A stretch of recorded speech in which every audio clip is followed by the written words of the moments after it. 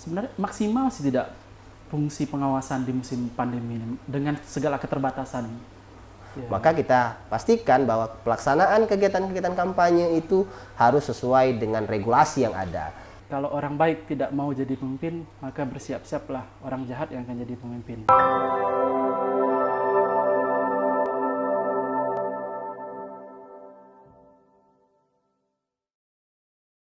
Assalamualaikum warahmatullahi wabarakatuh. Selamat datang di channel Kiki Firdaus, tepatnya di Firdaus Podcast.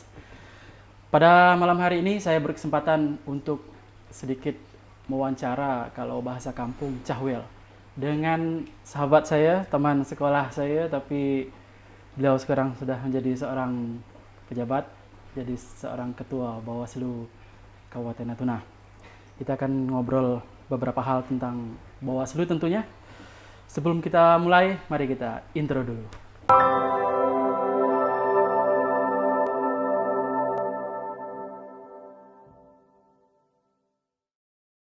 Oke, nah nih Pak Ketua, kan kita sekarang memang sedang dalam masa pandemi. Kita duduk juga berjarak, walaupun kita tidak pakai masker, tapi kita tadi sudah cuci tangan dan segala macam.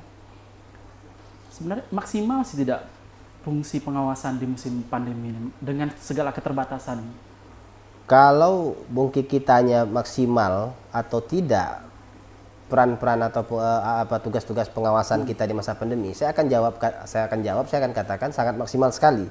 Ya, hanya memang akan terlihat kurang maksimal bagi peserta pemilu atau peserta pemilihan. Kenapa? Karena tahapan kampanye di masa pandemi ini diatur dengan pembatasan jumlah peserta kampanye. Ya. Kalau tadinya misalnya orang itu bisa datang semuat atau semaksimal kapasitas gedung itu, kalau sekarang tidak, karena dibatasi maksimal 50 orang, lebih dari 50 orang tidak bisa lagi. Ya, itu kekhawatiran atau mungkin yang menjadi keperhatian kita karena pandemi ini, mungkin akan masih banyak masyarakat yang belum tersentuh pendidikan politik atau namanya kampanye tadi. Kalau kampanye itu kan sebenarnya adalah bagian dari pendidikan politik atau memberikan informasi ke masyarakat, ya. Itu yang mungkin belum, menurut kami, kondisi pandemi seperti ini mungkin akan banyak masyarakat yang belum terjangkau dengan waktu durasi kampanye yang hanya 71 hari. Tapi dari sisi pengawasannya sendiri kita akan tetap maksimal.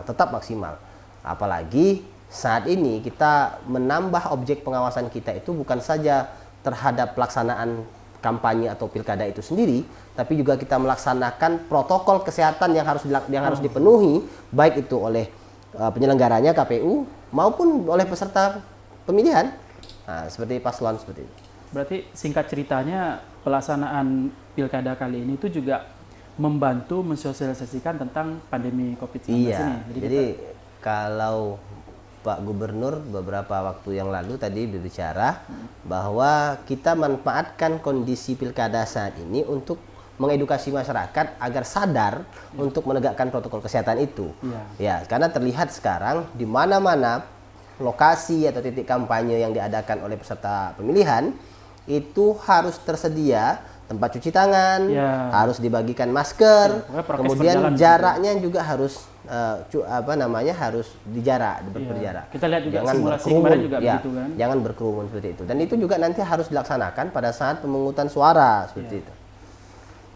Ya, jadi memang ya kita tidak perlu khawatir dengan pandemi, tetap saja datang ke TPS untuk coblos dengan ketentuan-ketentuan bahwa memang protokol kesehatan tetap kita jalankan, karena hak suara kita itu menentukan daerah ini. Karena kita sudah tidak bisa mundur lagi, kita tidak akan setback lagi ke belakang. Kita sudah pasti pilkada 2020 ini akan dilaksanakan 9 Desember. Maka bagaimana caranya supaya saya mengilustrasikan atau menganalogikan seperti kalau ada hujan di luar, tentu kita tidak bisa menghentikan hujan, ya. Tentu kita caranya bagaimana kita bisa menerabas hujan pakai payung. Begitu pula dengan kondisi pandemi ini. Karena ada pandemi ini, ya kita tidak bisa menghentikan pandemi.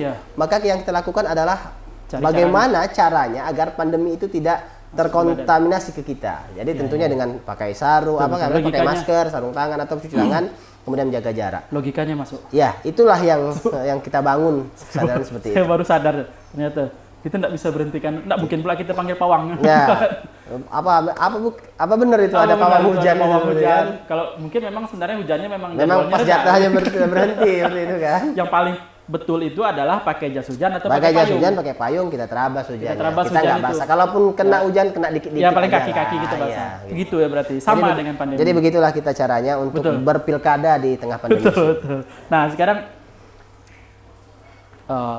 pernah diancam, terus ditawari yang manis-manis, terus pengawasan di masa pandemi, pelaksanaan di masa pandemi. Nah, sudah adakah pelanggaran pilkada itu di Natuna selama yang Pak Ketua ini, baik dari Dewan maupun sampai ke Pak Bupati? Oh ada. Kalau dari Dewan udah pasti ada Iya. gitu ya. Dulu kalau kita bicara pemilu, dulu kita juga pernah beberapa kali memproses pidana pemilu maupun administrasi, bahkan sengketa ya. Tapi di pemilihan ini kalau ditanya pelanggaran ada, pelanggaran ada. Hanya kan kualitas pelanggarannya itu atau frekuensi atau intensitasnya seperti apa. Kalau pelanggaran-pelanggaran kecil itu biasanya saya arahkan kepada rekan-rekan pengawas di lapangan itu untuk diingatkan saja para peserta kampanye kah atau tim kampanye atau paslon. Kita ingatkan saja. Persuasif, gitu. Jadi persuasif. Sehingga misalnya saya berikan contoh. Misalnya ada kampanye yang tidak sesuai dengan surat pemberitahuan misalnya karena tidak ada STTPK kampanyenya.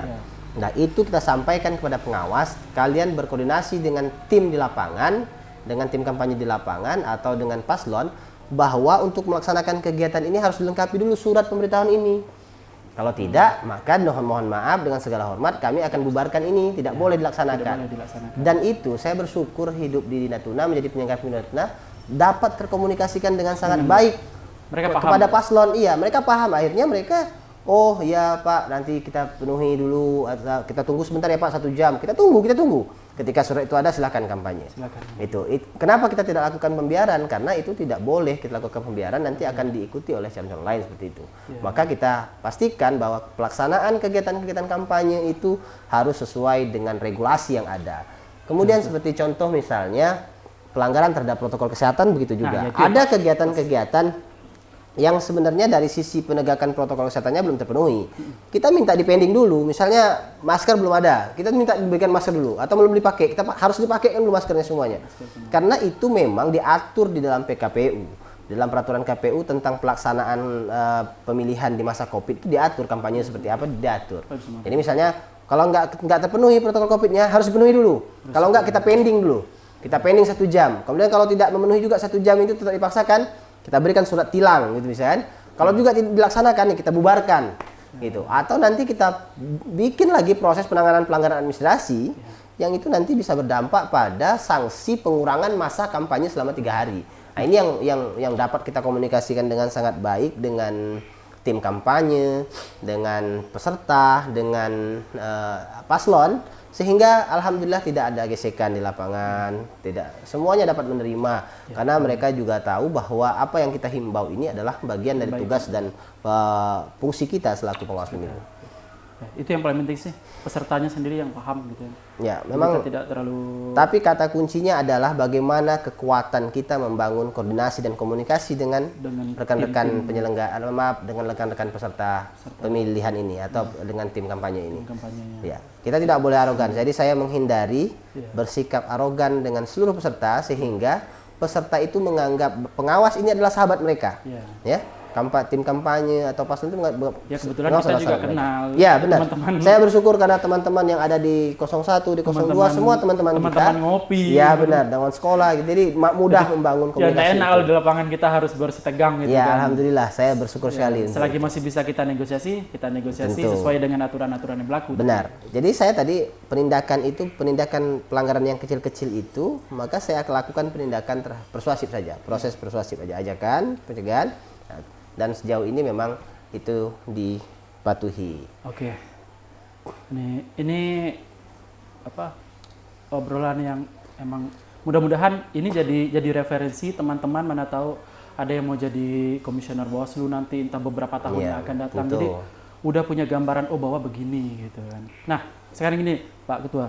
closing statement. Kita sudah di hampir penghujung obrolan kita. Sudah habis ya. Waduh, ini enaknya ngobrol sama Bung Kiki sambil diminum ya. Siap, ya. Sambil diminum, sambil ini minum ada sambil kue-kue makan. ya, Pak, ya. Siap. Ini boleh minum kan? Boleh, silakan Pak Ketua, saya minum juga. Jadi sebelum closing statement, memang waktu kita emang cukup singkat. Pak Ketua memang banyak harus diobrolan, tapi nanti lebih detail mungkin kita bisa atur lagi waktu. Mungkin Boleh.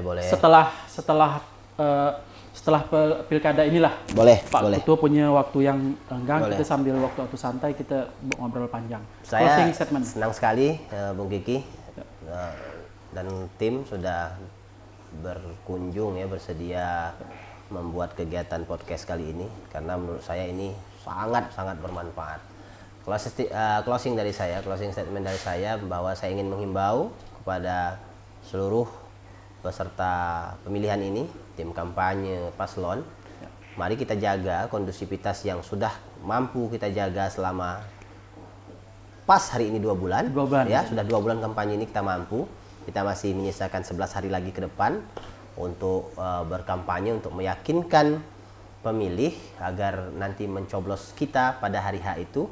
Maka kami berharap sekali baik kedua paslon untuk terus menjaga kondusivitas ini dengan cara pertama yang tidak bisa kita tawar-tawar adalah penegakan protokol kesehatan pada saat kegiatan kampanye. Mengapa? Hari ini Natuna sudah daerah oranye, ya, maka kita harus terlibat semua pihak untuk keluar dari status zona oranye ini. Kita sebisa mungkin kalau dapat dalam waktu 2 atau 3 minggu ke depan kita sudah zona hijau kembali. Yang kedua, memastikan seluruh kegiatan pelaksanaan kampanye itu harus sesuai dengan peraturan perundang-undangan dan silahkan banyak-banyak berkoordinasi dan berkomunikasi dengan jajaran pengawas kita yang ada di setiap kecamatan dan setiap desa. Maka kalau kita mampu membangun komunikasi 2 arah seperti ini, maka insya Allah saya optimis masyarakat akan tenang, masyarakat akan nyaman, dan nanti pada akhirnya akan datang ke TPS memberikan suaranya secara dengan secara ikhlas dan dengan perasaan yang gembira tentunya. Saya ingin katakan dalam beberapa kesempatan selalu saya katakan bahwa ini adalah pesta. Selayaknya pesta itu isinya adalah sukacita, kegembiraan. Kalaupun ada piring pecah 1-2 itu biasa sekali dan lumrah sekali. Namun kita harus memastikan bahwa kita harus berkomitmen menjaga pesta ini adalah pesta yang harus kita isi dengan rasa suka dan sukacita, sehingga tidak ada nanti ada air mata di ujung pesta ini. Ada orang-orang yang diproses pidana, kemudian harus masuk penjara. Ini yang saya berkomitmen juga selaku Bawaslu, selaku pengawas pemilu, berkomitmen akan menekan sekecil-kecil mungkin angka pelanggaran itu, sehingga pada akhirnya kita akan mendapatkan satu pemimpin dari proses atau kontestasi demokrasi ini, pemimpin yang lahir dari proses-proses yang beradab tentunya. Amin Allahumma. Terima kasih Pak Ketua. Terima kasih Bung Kiki. Saya bersedia untuk datang kapan-kapan lagi didatangi datang atau didatangi saya siap. Mohon maaf akhirnya kita harus podcast di kediaman kami karena keterbatasan waktu kita masing-masing. Terima kasih Pak Ketua. Salam juga buat semua Kiki lovers yang di akunnya Bung Kiki ya. Subscribe sebanyak-banyaknya. Ya, like dan subscribe sebanyak-banyaknya. Kita dukung channel Bung Kiki ini supaya mampu nanti menghadirkan konten-konten yang lebih bermanfaat dan lebih menarik lagi untuk masyarakat Natuna. Demikianlah wawancara kami atau cahwil kami. Kalau teman-teman suka dengan video ini, silakan di komen, di like, subscribe, dan teman-teman bagikan dengan seluruh teman-teman lagi. Jadi biar informasi-informasi baik itu selalu bertebaran di media sosial. Saya mengangkat begini. Kita banyak sekali membicarakan tentang konten-konten yang negatif bertebaran di media sosial. Jawabannya hanya satu, karena konten-konten positif itu sangat minim di media sosial, sehingga konten-konten negatif bertebaran di mana-mana. Kalau ada Pak Erdogan bilang, kalau orang baik tidak mau jadi pemimpin, maka bersiap-siaplah orang jahat yang akan jadi pemimpin. Nah, jadi kalau yang baik-baik itu tidak mau bertebaran di media sosial, maka siap-siap barang-barang yang buruk akan bertebaran di media sosial. Terima kasih.